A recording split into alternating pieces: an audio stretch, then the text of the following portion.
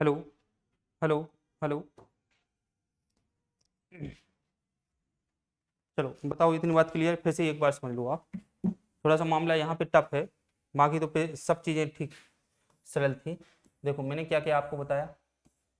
मैंने आपसे ये बताया, मैंने आपको ये चीज़ बताई कि प्रस्तावना प्रस्तावना संशोधन हो सकता है या नहीं हो सकता है, तो दो केस लेके आए।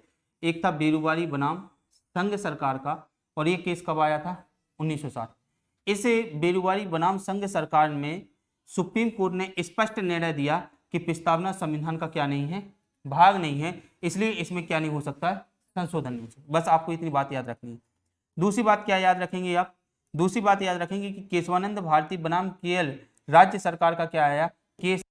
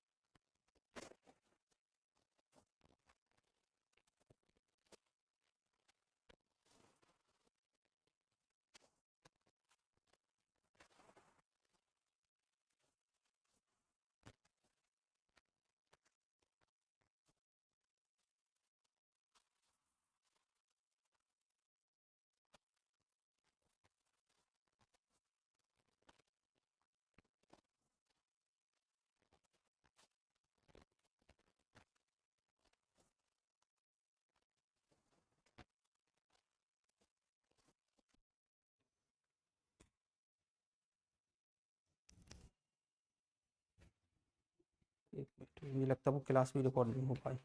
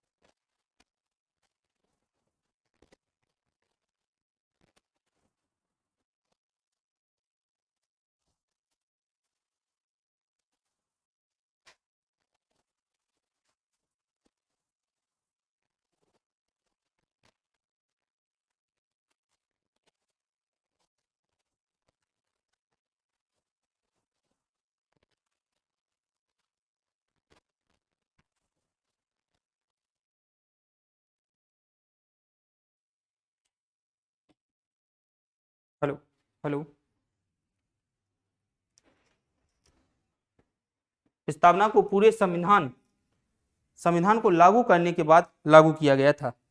प्रस्तावना को पूरे संविधान को लागू करने के बाद प्रस्तावना को पूरे संविधान को लागू करने के बाद लागू किया गया था। लागू किया गया था। लागू किया गया था मतलब क्या हुआ था? प्रस्तावना को सबसे बाद में लागू किया गया था, जब पूरा संविधान हमने क्या कर दिया था? लागू कर दिया था। अगला पॉइंट लिखेंगे, सर्वप्रथम यूएसए के संविधान में सर्वप्रथम यूएसए के संविधान में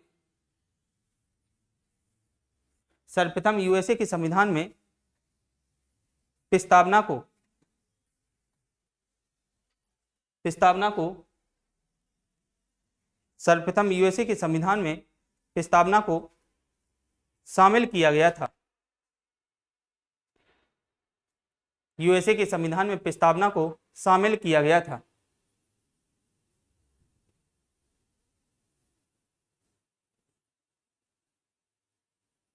अगला पॉइंट, प्रस्तावना न्यायालय द्वारा प्रस्तावना न्यायालय द्वारा प्रस्तावना न्यायालय द्वारा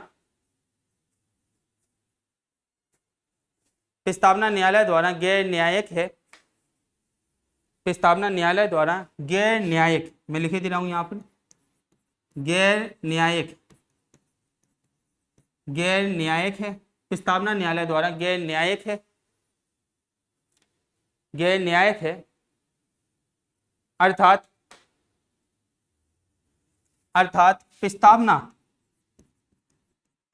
प्रस्तावना न्यायिक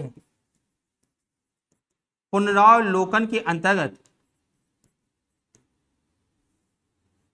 न्यायिक पुनरावलोकन, इसको बोलते हैं जुडिशियल रिव्यू। अर्थात प्रस्तावना न्यायिक पुनरावलोकन जुडिशियल रिव्यू के अंतर्गत नहीं आती है। जुडिशियल रिव्यू के अंतर्गत नहीं आती है। किसके अंतर्गत नहीं आती है? जुडिशियल रिव्यू के अंतर्गत नहीं आती है।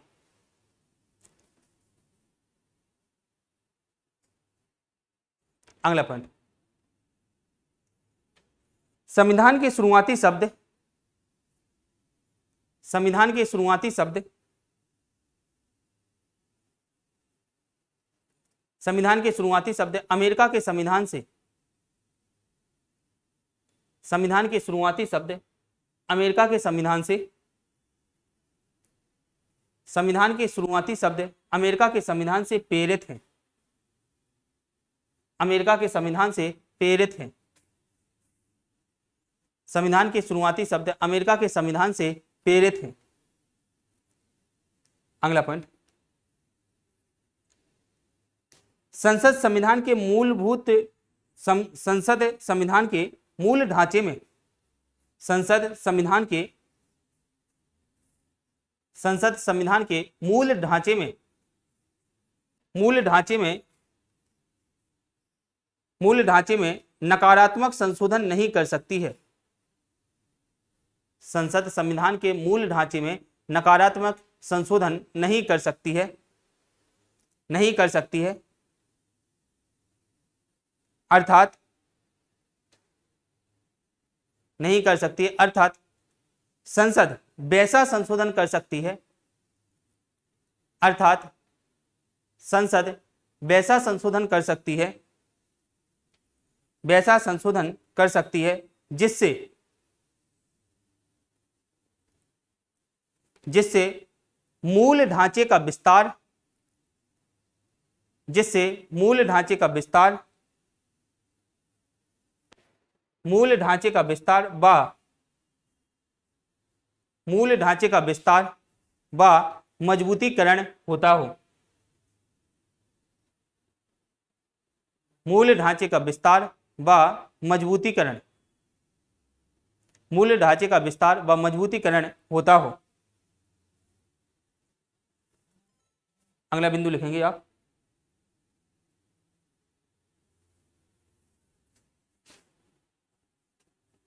अगला इन्वर्टेड कॉमा में लिखेंगे प्रस्तावना संविधान का, इन्वर्टेड कॉमा में प्रस्तावना संविधान का, संविधान का परिचय पत्र है, परिचय पत्र है। प्रस्तावना संविधान का परिचय पत्र है और ये कहा है किसने? N.A. पालकीवाला ने। किसने कहा है? N.A. पालकीवाला, N.A. पालकीवाला। ये किसने बात कही है? ये कही है N.A. पालकीवाला ने। किसने कही है? N.A. पालकीवाला ने। अगला बिंदु है प्रस्तावना संविधान का, प्रस्तावना संविधान की कुंजी नोट, क्या बोलेंगे? की नोट, कुंजी नोट है। प्रस्तावना संविधान की कुंजी नोट है। प्रस्तावना क्या है? संविधान की कुंजी नोट है, की नोट है। और ये कहा है सर अर्नेस्ट बारकर ने, सर अर्नेस्ट बारकर ने। ये बात किसने कही है? ऐसे कथन पूछ लिए जाते हैं कि बताओ प्रस्तावना संविधान का परिचय पत्र है, किसने कहा? N.A. पालकीवाला ने कहा। कुंजी नोट किसने कहा? सर अर्नेस्ट बारकर ने कहा। किसने कहा? सर अर्नेस्ट बारकर ने कहा। अगला पॉइंट, संविधान शरीर है, संविधान शरीर है तो प्रस्तावना उसकी आत्मा, तो प्रस्तावना उसकी आत्मा, संविधान शरीर है तो प्रस्तावना उसकी आत्मा, प्रस्तावना प्रस्तावना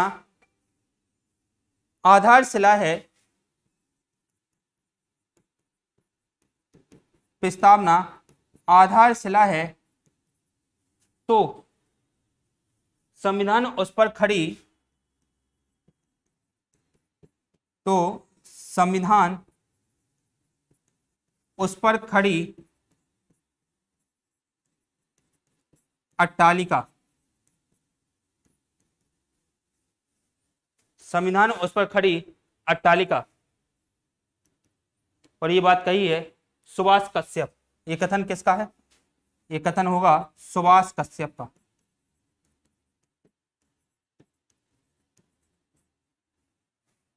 कश्यप, ये कथन किसका होगा? सुभाष कश्यप का। संविधान शरीर है तो प्रस्तावना उसकी आत्मा, प्रस्तावना आधारशिला है तो संविधान उस पर खड़ी क्या है? अट्टालिका। ये कथन किसने कहा है? सुभाष कश्यप ने। हो गया? चलो अगला पॉइंट लिखो आप। लिख लिया? अगला पॉइंट लिखना, विश्व का प्रथम पंथ निरपेक्ष राष्ट्र, विश्व का प्रथम पंथ निरपेक्ष राष्ट्र, विश्व का प्रथम पंथ निरपेक्ष राष्ट्र, विश्व का प्रथम पंथ निरपेक्ष राष्ट्र। और सामने लिखेंगे यूएसए। पंथ निरपेक्ष राष्ट्र कौन सा था पहला? यूएसए।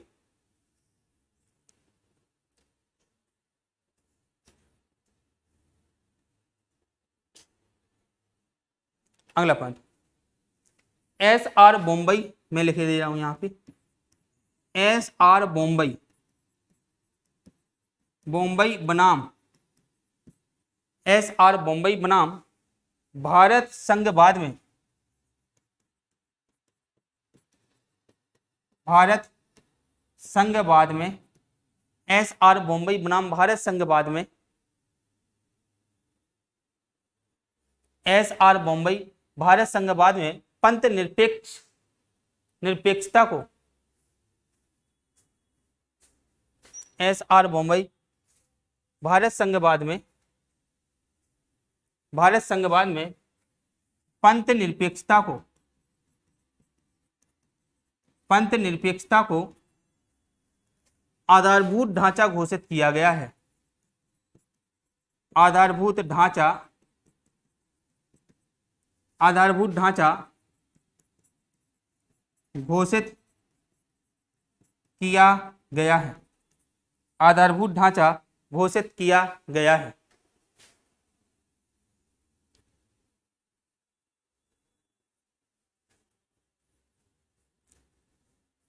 क्लियर?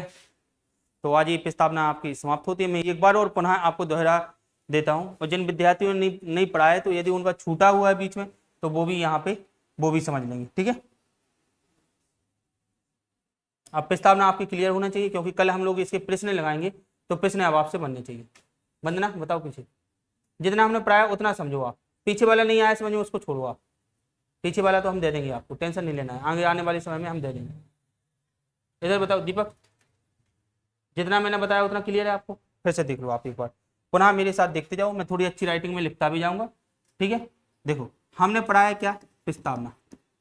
हमारे पास शब्द क्या है? प्रस्तावना। प्रस्तावना में जो प्रश्न बनते हैं वो मैं आपको अब बताने जा रहा हूँ। प्रस्तावना, ये इसका प्रारंभ कहाँ से होता है? ये प्रारंभ कहाँ से होती है? ये प्रारंभ कहाँ से होती है? तो ये होती है हम भारत के लोग, हम भारत के लोग भारत को कैसा बनाना चाहते हैं, यहां से क्या होते हैं? प्रारंभ। अब ये पूछा जाएगा प्रस्तावना का स्रोत क्या है, मतलब जैसे सोर्सेस बोलते हैं, तो दो स्रोत इसके मिलते हैं। एक मिलता है कि ली कहां से गई प्रस्तावना, हमने ली कहां से, कहां के संविधान में हमने ये देखा कि प्रस्तावना है तो हमने ली कहां से, तो ली हमने कहां से बच्चे? अमेरिका के संविधान से। कहां से ली? प्रश्न सुनते जाओ, मैं शुरू से फिर से बता रहा हूं। स्रोत क्या है? हमने सब प्रस्तावना कहां से ली? अमेरिका के संविधान से। लेकिन इसकी जो भाषा है, इसकी जो भाषा है ये हमने कहां से ली बच्चे? इसकी भाषा ली हमने कहां से? ऑस्ट्रेलिया के संविधान से। कहां से ली? दोनों प्रश्न याद कर लो आप।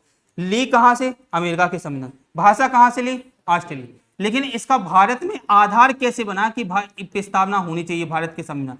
तो आधार बना, थर्ड बैठक चल रही थी, तीसरी बैठक, तीसरी संविधान सभा की तीसरी, कुल कितनी बैठकें हुई कोई बता सकता? कुल 12 बैठकें हुई। तो तीसरी बैठक चल रही थी। तीसरी बैठक किस दिनांक को चल रही थी? 13 दिसंबर 1946 को तीसरी बैठक चल रही थी। और तीसरी बैठक में जवाहरलाल नेहरू, ध्यान देना यहाँ पे, जवाहरलाल नेहरू एक प्रस्ताव लेके आए जिसे हम क्या कहते हैं? उद्देश्य प्रस्ताव। क्या कहेंगे बच्चे? उद्देश्य प्रस्ताव लेके आए। क्या लेके आए? एक उद्देश्य, एक प्रस्ताव लेके आए जिसे हम क्या कह रहे हैं? उद्देश्य प्रस्ताव। और इस उद्देश्य प्रस्ताव को संविधान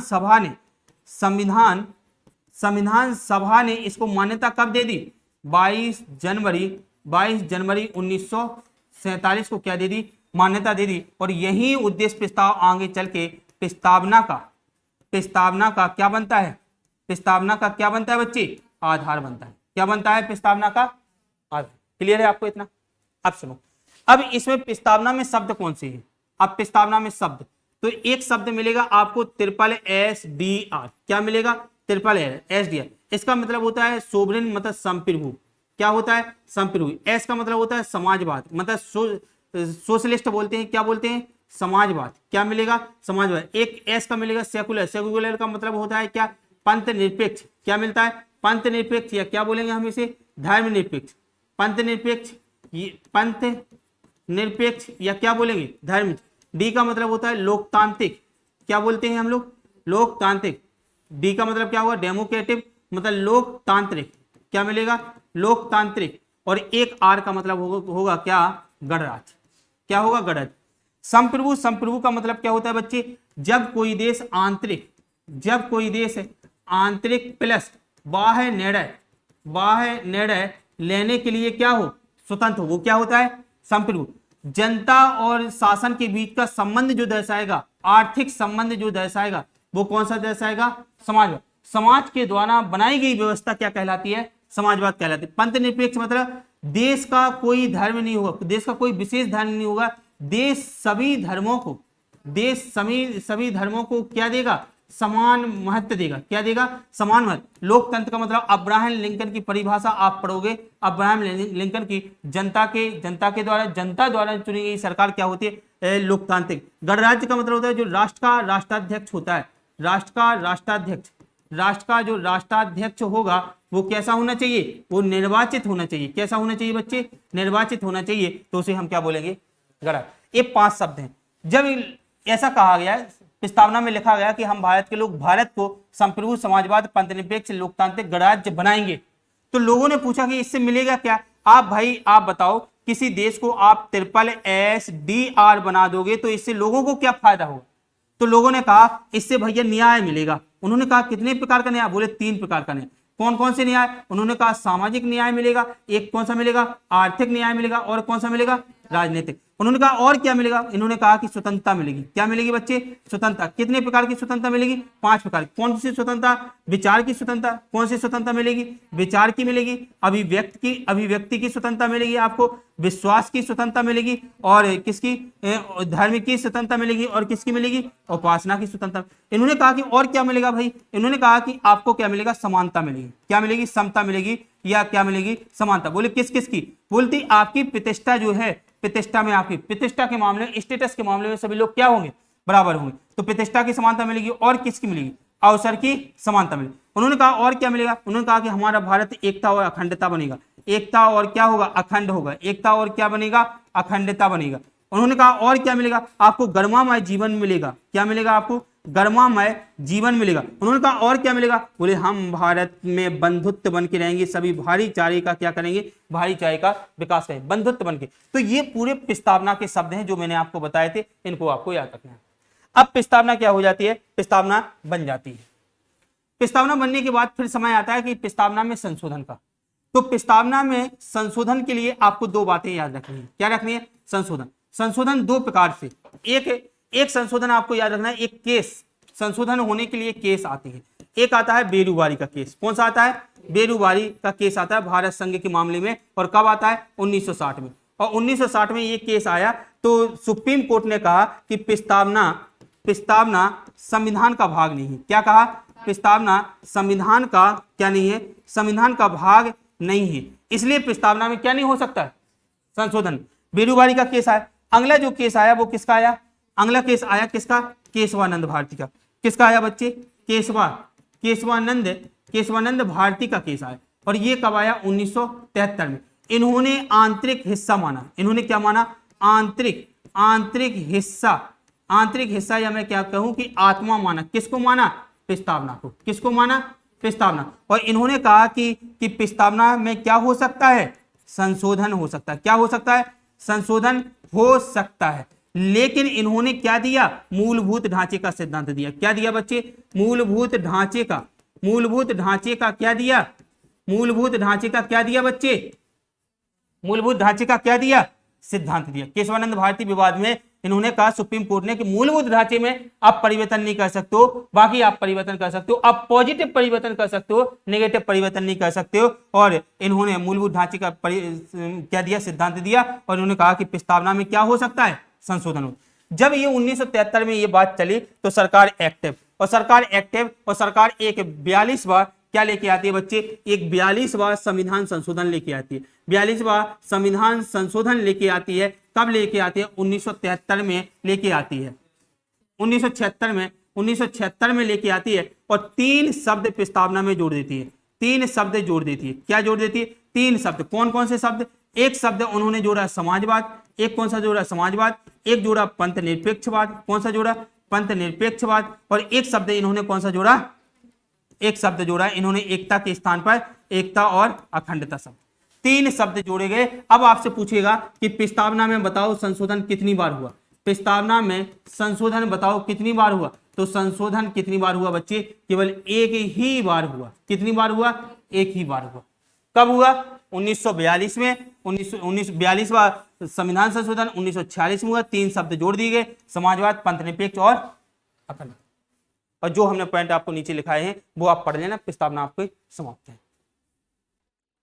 अब यदि जैसे दोनों विद्यार्थी हो, आप और आप, यदि आपको मैं मैटर भेज दूं जैसे इसका एक बार, तो देख लेना, चेक कर लेना, ठीक है। बाकी हमारे हिसाब से ये आपको क्लियर हो जाएगा।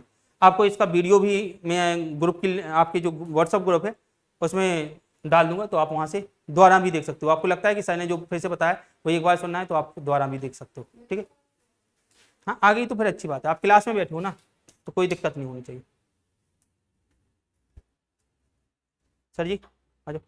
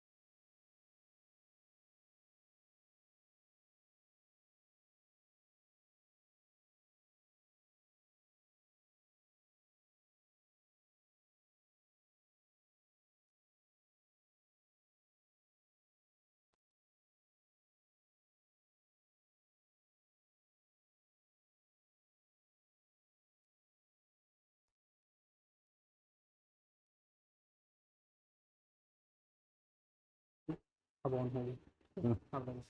और जब जाओगे तो ये बंद कर देना। वहाँ पे देखो वो रेड पट्टी दिख रही है दूसरे नंबर पे, वहाँ पे स्टॉप रिकॉर्डिंग लिखा है, वहाँ पे स्टॉप रिकॉर्डिंग कर देना। नहीं तो कर ही दो बंद, रहने दो। हाँ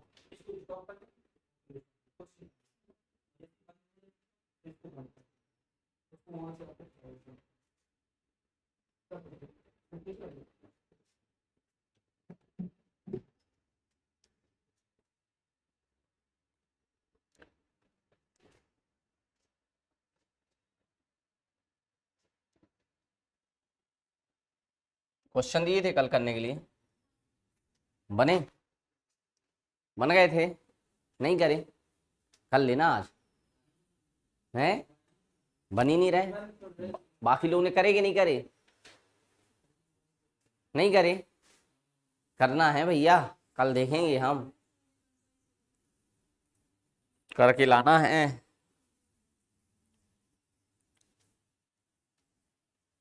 अगला कंसेप्ट डालो,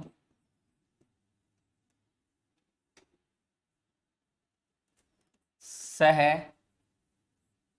अभाज्य, सह अभाज्य गुणनखंड, सह अभाज्य गुणनखंड।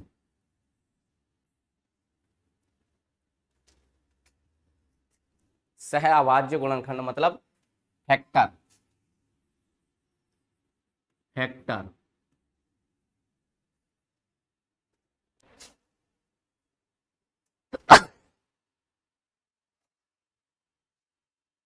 सह अभाज्य गुणनखंड, ठीक है ना।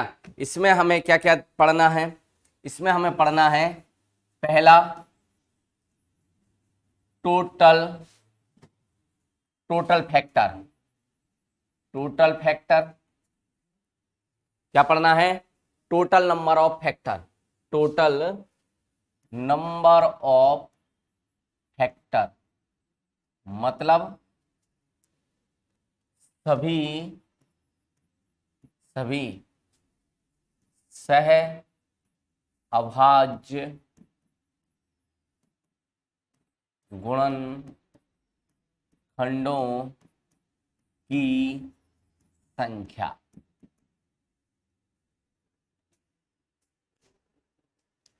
ठीक है, total number of factor, prime factor, prime factor, कितने प्राइम फैक्टर हैं, नंबर ऑफ प्राइम फैक्टर चाहिए पड़ेंगे। ठीक है ना, प्राइम फैक्टर मतलब अभाज्य संख्याएं, अभाज्य संख्या। ठीक, फिर इसी में हमें चाहिए पड़ेंगे ऑड फैक्टर, ऑड फैक्टर, और चौथा होगा आपका इवन फैक्टर, इवन फैक्टर, विषम और सम। ये चार चीजें पढ़नी है, विषम और सम।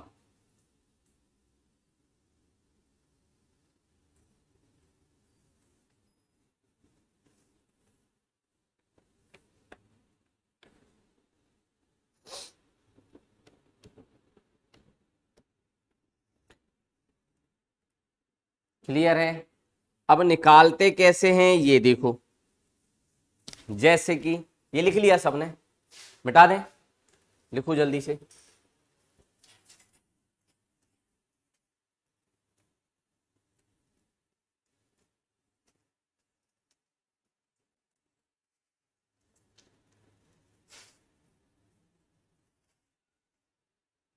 लिख गए?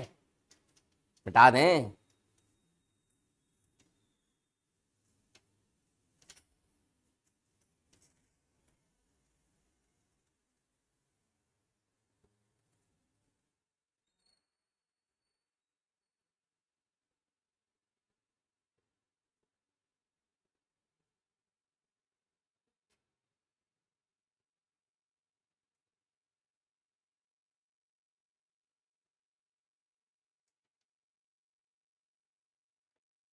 क्लियर है?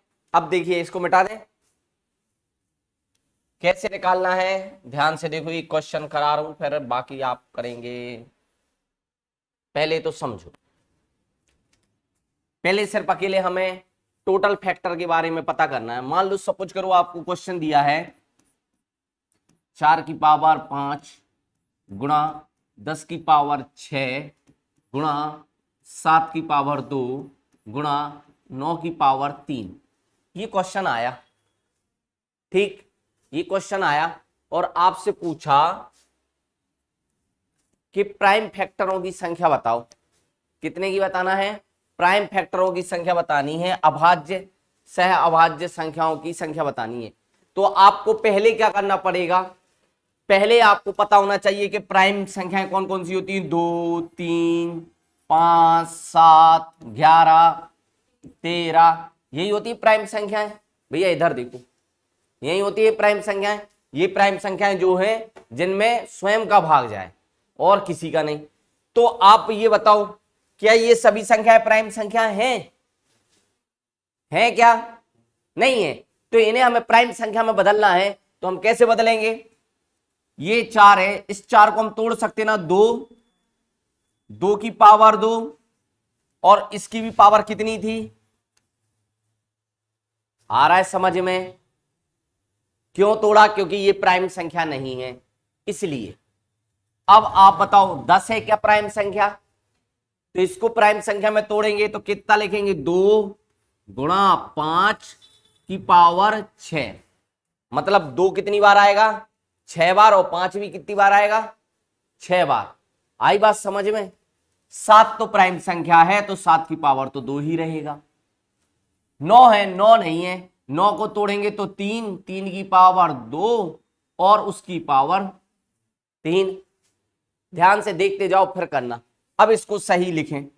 2 आपको पता है किसी भी संख्या के ऊपर पावर लगी होती है तो वो क्या हो जाता है? m गुणा n के फॉर्म में हो जाता है। गुणा होता है कि जुड़ता है? गुणा ही होते, जुड़ते तो नहीं है ना। तो बस ये दोनों गुणा हुए तो कितना हो गया 10। यहां पर 2 की पावर 6 आ गई, यहां 5 की पावर 6 आ गई, यहां 7 की पावर 2 आ गई, और यहां 3 की पावर कितनी आ गई 6। अब आपसे पूछा है कि नंबर ऑफ प्राइम संख्याएं कितनी है, नंबर ऑफ प्राइम संख्याओं के गुणनखंड कितने हैं। तो जोड़ लो 10 और 6 16 और 6 22, 22 और 2 24 और 6 30। तो आप कहोगे नंबर ऑफ फैक्टर कितने हैं, नंबर ऑफ फैक्टर कितने हैं 30, ये है। तो इस क्वेश्चन का आंसर क्या है 30। ऐसे निकालना पड़ेंगे आपको।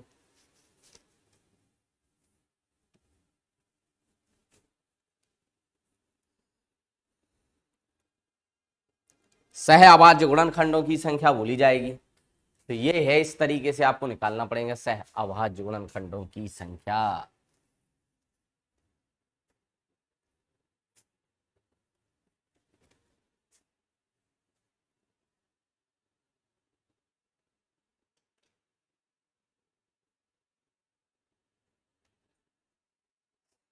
जहां समझ में ना आया हो तो पूछ लेना।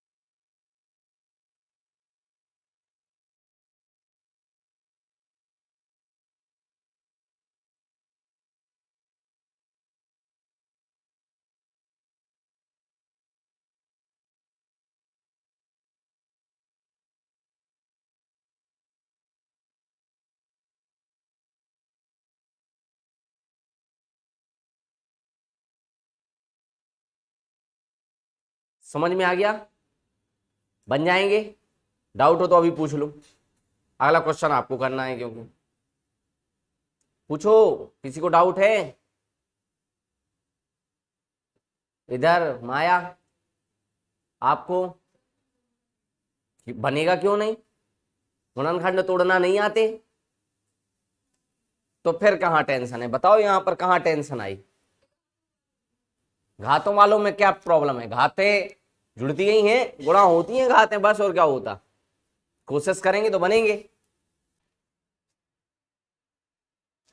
घातें तो आएंगी ही आएंगी, मैथ पढ़ रहे हैं तो घातें तो मिलनी है।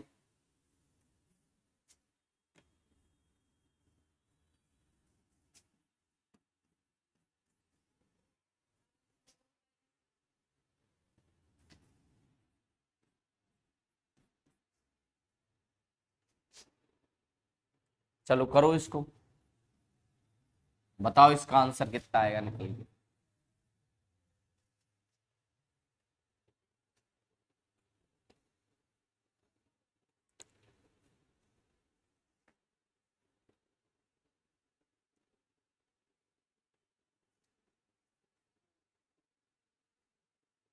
जो पहले से प्राइम संख्या है उसको तो अपन बना नहीं सकते प्राइम, वो तो प्राइम पहले ही से, जो प्राइम नहीं है उनको बनाना है प्राइम।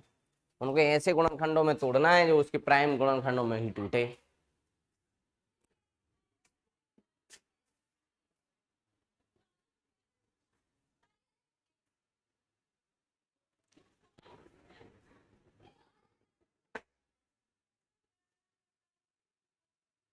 आज आपकी रीजनिंग की क्लास नहीं लगेगी, क्योंकि आज बच्चे नहीं आए, और आज हम पढ़ा देंगे फिर से हमें कल वही रिवीजन करना पड़ेगा। तो आज ये टॉपिक खत्म कर देंगे, जिससे कल नया करेंगे मैथ का टॉपिक।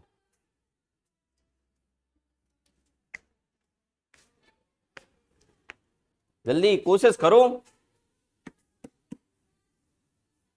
गुणनखंड तोड़ना आता है, गुणनखंड जानते हो तोड़ना, बोलो गुणनखंड तोड़ना जानते हो तो तोड़ो। 10 को कैसे तोड़ेंगे हम गुणनखंड में? तोड़ो, कैसे तोड़ेंगे 10 को? 10 किस में टूटता है? 21 किस में टूटेगा? तोड़ो। आ गया कि नहीं? इधर कितना आया? 31, 31 आ रहा है माया? 31 आ गया है? कहाँ टफ बताओ तो। 21 है, 21 को तोड़ेंगे तो किस में टूटता है 21? पहले 3 से भाग दोगे तो 7 आएगा, फिर 7 से दोगे तो 1 आएगा। ये देखो दोनों ही प्राइम संख्याएं हैं, है कि नहीं? 10 को तोड़ेंगे, ये है 10, 10 को तोड़ेंगे 2 से तो 5, और फिर 5 से टूटा 1। लो 2 भी प्राइम संख्या है और 5 भी प्राइम संख्या ही है, बस हो गई। 5 की पावर 7, 3 की पावर 4, 7 की पावर 4, 2 की पावर 8, 5 की पावर 8। बस अब जब ये सब संख्याएं प्राइम हो गई तो इनकी घातांकों को जोड़ दो। जोड़ो, 8 8 16 और 4 20, 20 और 11 कितना हुआ? 31। सो आंसर कितना हो गया? नंबर ऑफ फैक्टर कितने हो गए? 31 हो गया। सरल है, बस गुणनखंड तोड़ना आना चाहिए। आई बात समझ में?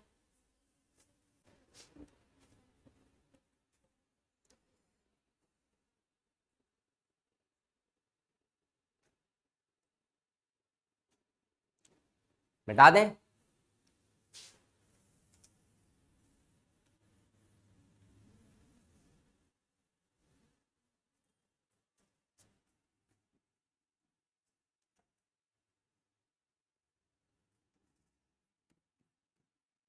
बताओ इसका आंसर कितना आएगा?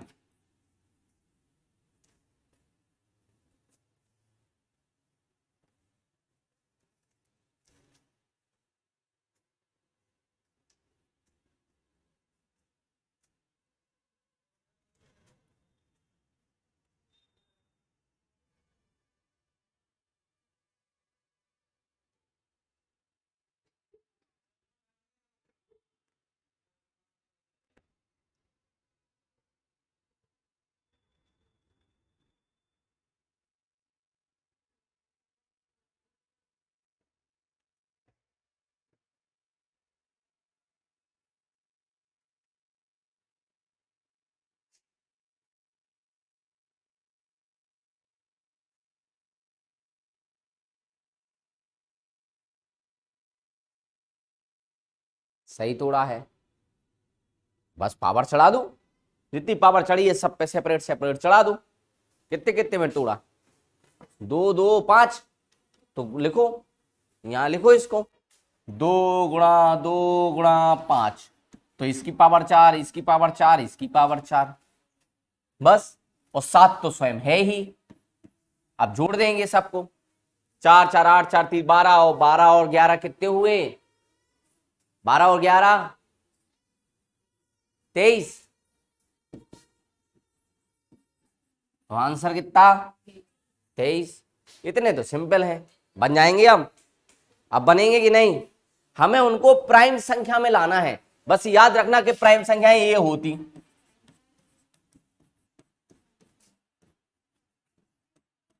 ये होती प्राइम संख्या, जिनमें स्वयं का भाग जाए। इनमें किसी का भाग नहीं जाएगा, 7 में 7 ही का जाएगा, किसी और का नहीं जा सकता।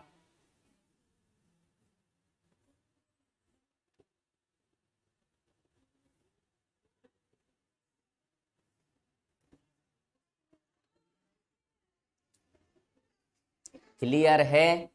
बन जाएंगे। चलो तो एक और देते हम। बेटा आपको समझ में आ गए कि नहीं? कहां समझ में नहीं आ रहा है? क्या समझ में नहीं आ रही चीज बताओ? गुणनखंड तोड़ना नहीं आते तो आ नहीं रहे, मतलब क्या आते नहीं है क्या? तो फिर क्या प्रॉब्लम है? जैसे 20 था, आप 20 को तोड़ती, ठीक, तो आपने समझो 4 से दिया तो 5 आया, आपने 5 से दिया। लेकिन पहले ये भी तो सोचो, 4 क्या प्राइम संख्या है क्या? हमें तो प्राइम चाहिए ना। तो 4 से तोड़ना सही है क्या? नहीं, 2 से तोड़ते। किससे तोड़ते? 2 से। 2 से तोड़ा 10, फिर 2 से तोड़ा 5, अब 5 से लो टूट गई, और जितनी पावर थी सेपरेट सेपरेट पावर चढ़ा देते सब पे।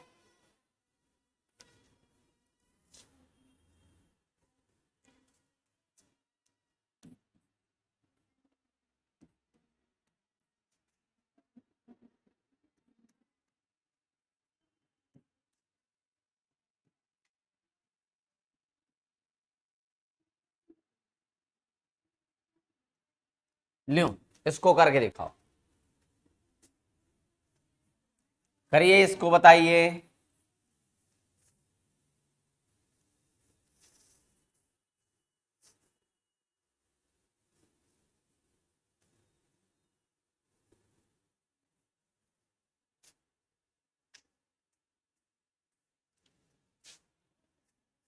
ये फॉर्मूला याद रखना है, ये वाला,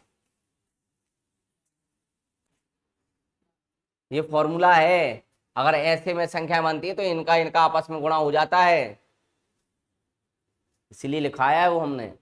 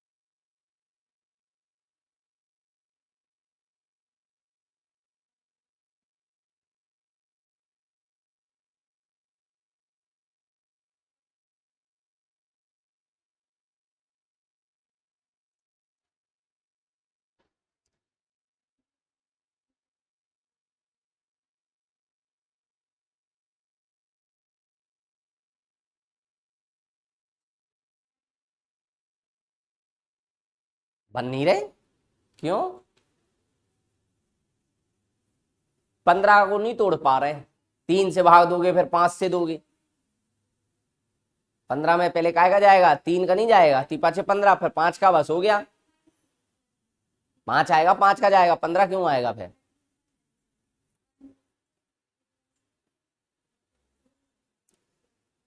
आ गया, हम आया, कितना आया? 58, सही है। कैसे आएगा देखो, अरे भैया 16 को तोड़ोगे तो 2 से, 2 का भाग दिया 16 में, कितना आया? 8, फिर 2 का भाग दिया कितना आया? 4, फिर 2 का भाग दिया सो 2, फिर 2 का भाग दिया सो 1। अब बताओ 2 कितनी बार आया? 4 बार। सो 2 की पावर 4 और इन सब की पावर कितनी थी? हो गया। अब 15 है, 15 तो 2 में टूटता है, 3 में और 5 में, सो 3 की पावर 2 और 5 की पावर 2, 13 तो स्वयं 13 है ही। अब 4 इसको भी ऐसे ही तोड़ेंगे, ये कितने में टूटेगा? 8, 2 से तोड़ेंगे 4 और फिर 2 से तोड़ेंगे 2, फिर 2 से 1, 3 बार 2 आया तो 3 और उसकी पावर भी 4। अब ये आपको लिखा है, ये ऐसे में हो तो गुणा हो जाता है, 4 और 10 का गुणा हुआ तो कितना आया? 40, 3 की पावर 2, 5 की पावर 2, 13 की पावर 2 और 2 की पावर 12। 40 और 12 कितने हुए? 52, 52 और 6 कितने हुए? 58।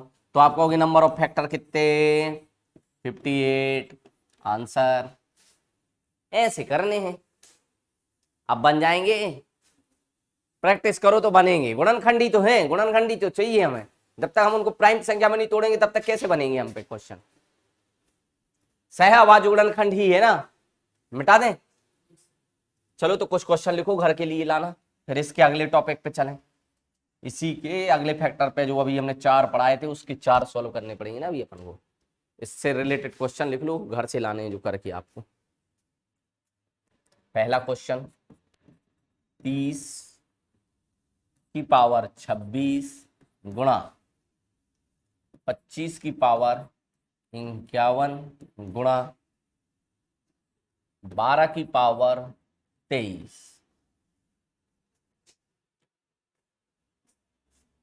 अगला 30 की पावर 15 गुणा 22 की पावर 11 गुणा 15 की पावर 24। अगला 30 की पावर 7 गुणा 22 की पावर 5 गुणा 34 की पावर 11।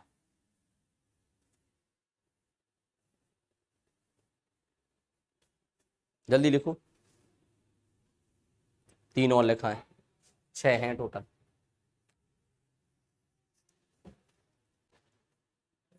हाँ, घर से करके लाना, जहाँ नहीं बनेंगे तो पूछ लेना कल, वैसे तो बन जाएंगे।